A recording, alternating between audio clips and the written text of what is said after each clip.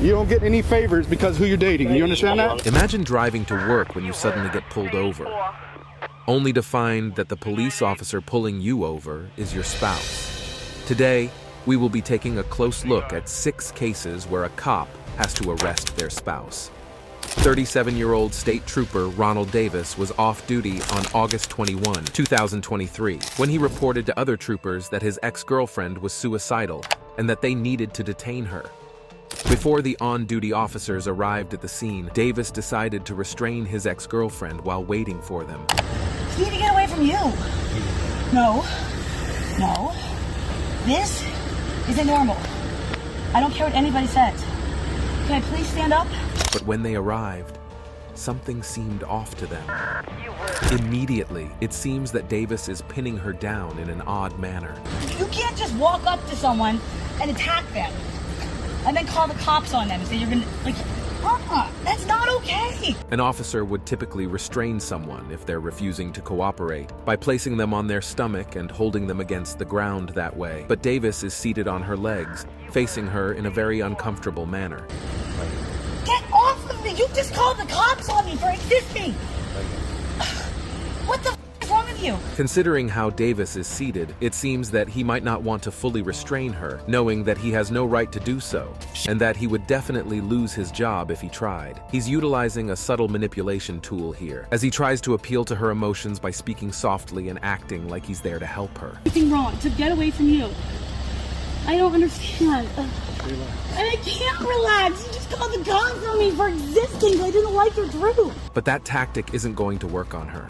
The woman has not attempted to assault him or resist him in any way at this point. She stays level-headed and calm while continuously trying to get him off of her using her words. What? Why are you treating me like I'm a criminal? I didn't do anything. I just want to be able to stand. Keep pulling back to find out where they are. I just want to be able to stand. This isn't fair. But he refuses to do so, and she eventually gets completely fed up with his behavior. I didn't do anything wrong. The way that Davis is handling this is completely unprofessional and illogical. Even in cases regarding actual perpetrators, officers will often loosen their grip or allow them to stand, still restrained, after they've become calm. But Davis continues to restrain her no matter what state she's in, even when she claims that she can't breathe.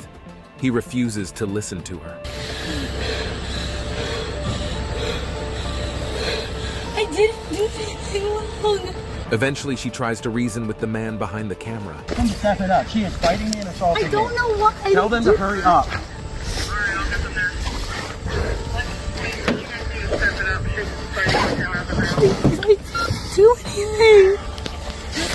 didn't do anything. This is clearly some sort of power trip for Davis, who refuses to let her even stand on her own. The man holding the camera is handling the situation in a strange manner as well, as he refuses to get involved in any way. During the scuffle, it would have made sense for him to assist Davis in restraining her, but he just stands there. This might be an indication that he isn't completely on Davis's side in this situation. The woman was involuntarily committed for 5 straight days, but eventually reported Davis's behavior to the authorities.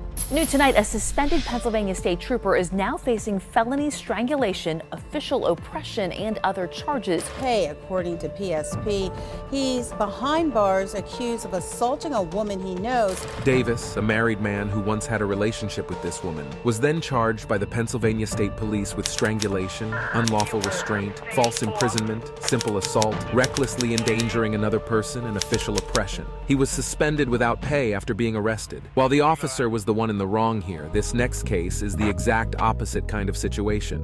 Because everything you guys own, I'm gonna take from you. I'll take your house, I'll burn it down. Officers were dispatched due to a disturbance on July 16, 2023. When they arrived at the scene of the crime, they found a man there who didn't seem to be in a healthy state of mind. Hello? Hey. Hi. Hey. Can you turn the volume? Can you turn it down? I can't hear you. No, he's trying to move. The man's slurred speech, slow movements, and inability to communicate properly with the officer is already enough evidence to show that he is incredibly inebriated. What's going on? Nothing's going on. I'm leaving. I'm trying to go to my residence. Okay. While the officer tries to be gentle with him and politely get him out of the car, he has to become stern and demanding when the intoxicated perpetrator starts to show signs of aggression. Yeah, well, first of all, I'm not gonna do it. And you can't touch my vehicle because my wife is a captain in a CPD. So first of all, get your hand out of my car. Okay, sorry. All right. What's going on? All right. What's going on? All right. You know who I am. But the man was only going to grow more aggressive throughout this encounter. Alcohol is known to cause immense chemical changes to your brain, heightening negative emotions like anger and anxiety. This man, now having to deal with two officers, is clearly becoming anxious, thinking that he needs to push back against the officers' questions. After the officers offer him the opportunity to prove that he's not intoxicated by either performing a field sobriety test or blowing into a breathalyzer, and he refuses to do either of these tests, they decide it's time to detain him. But this makes the man very angry. Yeah, you do it, man. Okay. Give me your hand right now. Everything's on camera. Everything's on camera. Okay. So go ahead. Everything's on camera. After getting him in handcuffs, they attempt to put him in the back of a police car. But he's not planning on making that easy for them either. The officers can't just forcefully pull him into the car, as they need to ensure that they don't injure him during this encounter. Videos? All the videos. No one cares. I will make sure you get the No one cares. I will sue you. I will sue everybody. Eventually, since he refuses to cooperate, the officers hold his head down and slowly get him into the vehicle, being as careful as possible. Sit down. Sit down. Get in the car. Get a belt, bro. Yeah. For the love of God. Go ahead. Punch me. If they're not precise and gentle, they could have a potential lawsuit on their hands. Finally, he is in the back of the police car, and they begin to search his vehicle, Well, you can't check for the insurance. which just makes him even more upset. In a case like this, the police officers don't need to obtain a search warrant before going through his vehicle, as they only need probable cause. Due to his obvious inebriation, the officers have a reason to search the car for any alcohol, drugs, or weapons. After searching the vehicle, the officers proceed to take the man to the station, while he hurls threats and insults at them from the back seat. No. You think I'm drunk, huh? Okay. Okay. Now, I remember you very well. Yeah. Yeah. Nah, this is bullshit, man. What's your goddamn problem cause? Bullhead. I'm your white shirt. Here, man. Eventually, they get into the station, though he just gets more angry by the second. These officers have reached the point in which there's no point in trying to reason with him. Dude, stop. Go ahead. Go ahead. You want to search him? So they just need to restrain him and figure out what comes next. It's clear that they're exhausted, and they don't want to have to deal with this man anymore. So they simply proceed forward without saying much more to him. Rub your legs. After being placed in a cell, the man was charged with DUI, driving with a revoked license, and resisting a peace officer. The officers in this last case were using the power that their job gives them to detain a dangerous individual who was causing a disturbance. But what happens when an officer uses the power given to him by his title to settle a personal matter? In November of 2017, an Albuquerque police officer by the name of Josh Malecki was investigated due to an incident where he allegedly attacked a man in a local dog park. It was soon revealed that Malecki did so because the man was involved in a long-term affair with Malecki's wife. When the officers showed up at the scene, they soon learned how personal and complicated this situation truly was. And who showed up? My husband, What's your husband's name? Josh Malecki. Huh? Josh Malecki. Whether or not you believe the attack was warranted, it is classified as assault and will be treated as assault no matter what. The officer will not let any personal feelings on the affair, and these personal matters cloud his judgment. This is his wife? Yeah. So, you had any beef with him? Any issues? There's been an ongoing issue. but nothing physical until now. Which may be difficult, but that's part of the job. It would soon become personal for the officer as well, though, as he finds out that he knows the man who committed this attack. The moment he finds out that the perpetrator is an officer that he works with, he does the right thing and calls for a supervisor. The situation just grew a whole lot more complicated, so he knows that he needs someone with more authority to help him handle what's going on. The incident that they're referring to is a case that occurred in August of 2017. While off-duty, Malecki drove his police car while intoxicated and ended up getting arrested for doing so. The man here is claiming that Malecki was driving to confront him during that situation, though there's no real evidence to back this claim up. After suggesting that the man get a civil restraining order against Malecki, the officer finishes up handling this case by himself and hands it off to the supervisor. Ultimately, Malecki resigned after a 9-month-long trial that resulted in him receiving a guilty verdict in May of 2018. When it comes to guilty verdicts, this next perpetrator is no stranger to say the least. On September 5, 2023, officers received a call about a woman driving erratically, Get this mother out of my car, nearly crashing into the caller's vehicle. When they got down to the scene, they found her halfway parked in someone's yard, barely able to talk. This is a level of intoxication beyond the ordinary DUI. Typically, officers will run into individuals who are clearly inebriated, but still have the ability to operate somewhat. But this woman is completely gone. You're not getting any, because who you know, it don't matter, okay? You know it's against the law to be driving under the influence, correct? Okay, you do know that, right? Almost entirely unconscious, it seems. Eventually, she starts to wake up a little bit, but decides that she'd rather play games than obey their orders, which won't end well for her. You're gonna get out of the car, I'm gonna have to pull you out. Okay, we're not playing a game like you did with the other officers. Okay? Are you gonna get out of the car? What game are we playing? I'm not playing any game with you. Are you gonna get out of the car, yes or no? Alongside her drunkenness, there's a sense of entitlement in her, as she smugly acts like she's above the law because she's dating a sergeant. You don't get any favors because who you're dating, you understand that? Don't resist. But these officers aren't afraid of her threats and insults, as they decide to detain her and not care about any of the nonsense coming out of her mouth. The officer yelling at her to stop acting this way is her boyfriend. Stop. No. Yeah, stop. You already messed up. Stop, man. We're 15 one time. You're not wrong. Though A quickly removes himself from the scene when he realizes that his girlfriend is the perpetrator. After detaining her, they realize that there's a conflict of interest here due to her boyfriend. So another agency arrives at the scene to handle the situation. But the woman continues to try and play mind games with them as well.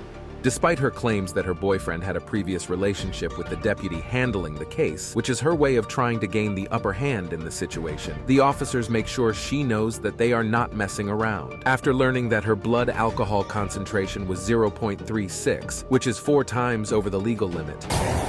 Hey, Desiree.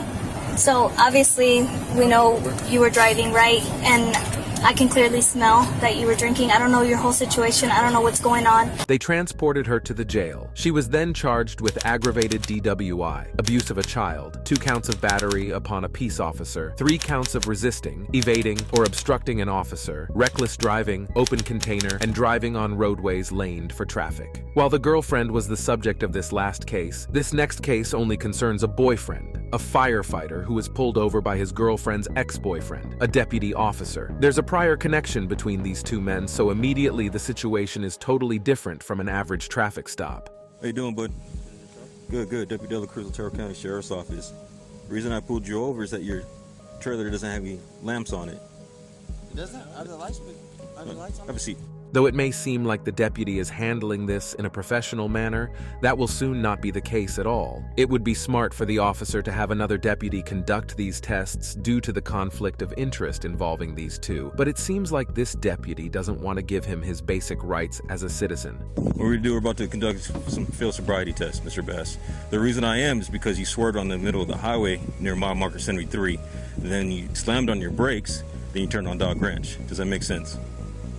So the reason why you pulled me over? And I also pulled you over because your tail lamps. Yes, sir. The man is being very smart at this moment, asking that the other officer observe the test as well. Do you want your other officer over here? Obviously, because we have Mr. Best. Due to the conflict of interest associated with this situation, alongside the attitude of the officer, the man is trying to ensure that the results of the test are faked by the officer due to jealousy or spite. So real quick, he's my lady, and so we have an altercation, so I would appreciate it. After complying fully with the instructions, they eventually reach the walk and turn test. Okay, I'm going ahead to demonstrate to you, okay? Don't move out of that position until I tell you to do so. Where the officer does something rather strange. Right when the man defies orders for a split second, the officer takes that opportunity to arrest him, despite the man immediately following orders a second later. Mr. Go ahead and turn around for me. Turn around. Turn around, Mr. Best. No, you're under arrest, Mr. Best, for DWI. This is proof that the officer is abusing his power over this man as a way to humiliate or embarrass him for personal gratification. He also mentions that the man reeks of alcohol, despite mentioning earlier on to the other officer that he's unsure whether or not he smells alcohol on the man. Did he have a lot tonight, do you know? But the man smartly refuses to talk after being placed in handcuffs. Okay, I do not agree to that. I do not agree. Go ahead and shut the door, and I'll have a right to the attorney. As he knows he's not required to answer any questions from that point on. Eventually, the man was released and the charges were dropped. The man is now claiming that he's going to sue the sheriff's office. When it comes to cases in which the perpetrator is the person who made the right decisions, this case of Nicole Fernandez does not fall into that category. On September 24, 2022, an officer noticed a damaged car traveling down a highway in New Jersey and followed it for a little bit. After witnessing the driver make an illegal left turn, the officer initiated a traffic stop. This is where he comes across Nicole, a 34-year-old woman with a strange white substance on her face. Strangely, Nicole shows the officer a photo of her boyfriend out of nowhere. Oh, so you didn't have time to get your, Who's this? My boyfriend. Whether this is some sort of tactic she's using to try and get away scot-free, or just the antics of an inebriated drug addict, it's unclear. But she's noticeably in a hazy state of mind, and with heroin simply just lying in her car, it's understandable why the officer is putting her in handcuffs right now. Yeah, you're being detained. You have a piece of... Don't move. Drop the cigarette. Drop it. Soon after this, the officer offers her the opportunity to perform a field sobriety test, and she agrees. Keep your feet together, arms straight down at your sides. I think Sammy Davis hangs out with Richard Scott, so that makes sense. Yeah. All right, look right at me. Don't look at the light. Do you see the tip of my pen right here? Yes. When I move the tip of my pen, I want you to follow with your eyes and your eyes only, all right? Do not move your head. Though the results are certainly not what she was hoping for. The officer noticed a lack of resting nystagmus while performing this first exercise, so they moved on to the second exercise, the walk and turn test. Even to the average person, it's clear that she struggled throughout the entirety of that second exercise. All right, go ahead. 1, 2, 3, 4, 5, 6, 7, 8, 9. She couldn't walk heel to toe and couldn't turn around in the correct fashion. The officer then had her take the one-leg stand test, which went just as well as one would expect. Due to her inability to balance on one leg, alongside her inability to successfully complete the other exercises, the officer has sufficient enough reason to believe that she's under the influence and immediately places her under arrest. They quickly travel to the police station, where she is issued multiple summonses. For the remainder of the night, she keeps quiet, only responding to any questions the officers have or making small comments in relation to something said to her by an officer. Then do not follow my instructions, do not properly perform the test. I will charge you with refusal to submit the breath testing. Ultimately, she remains rather peaceful and obeys every order given to her. These are just a few of the charges she ended up being charged with that night: possession of heroin, possession of CDS paraphernalia, operating under the influence, and reckless driving. Later that night, she was released to a sober individual, where hopefully she went on to learn from this and put her life of drug addiction behind her. All of these cases dealt with either a corrupt cop or a mentally unstable perpetrator, but they ultimately all ended with the person in the wrong facing the consequences of their actions. Thanks for watching, and we'll see you in the next one.